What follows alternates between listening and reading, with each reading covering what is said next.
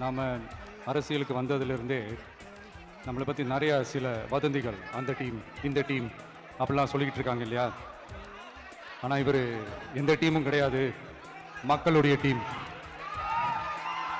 Peoples team அப்படின்னு எல்லாருக்கும் தெரிஞ்சதுக்கப்புறம் வேற என்ன அவதூறு பரப்பலாம் இவர் மேலே அப்படின்ட்டு ட்ரை பண்ணி எல்லாமே அவங்களுக்கு ஒர்க் அவுட் ஆகலை.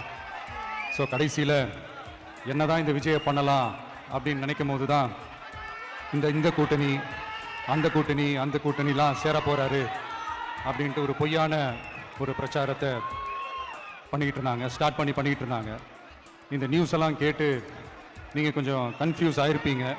அதனால் இங்கே மறுபடியும் ஓப்பனாக தெளிவாக ஒரு விஷயத்தை நான் சொல்கிறேன். நாங்கள் எப்பவுமே மதச்சார்பற்ற கொள்கைன்றதில் அந்த ஸ்டாண்ட்லேயோ மதச்சார்பற்ற சமூக நீதின்ற அந்த நிலைப்பாட்டிலையோ எப்பவுமே சமரசம் வச்சுக்கவே மாட்டோம். நம்மளுடைய தலைமையில தான் ஆட்சி அப்படின்றதுல எப்பவுமே உறுதியாக இருக்கிறோம். நம்மளுடைய முதல் மாநாட்டில் கூட நான் சொன்ன மாதிரி அரசியலில் யாருக்காகவும் எதுக்காகவும் எந்த விதமான ஒரு சமரசமும் நம்ம வச்சுக்க போகிறதே இல்லை, அந்த பேச்சுவார்த்தையே கிடையாது. சரிங்களா? அதனால் யார் என்ன அவதூறு பரப்புனாலும் தயவு செஞ்சு அதை நம்பாதீங்க.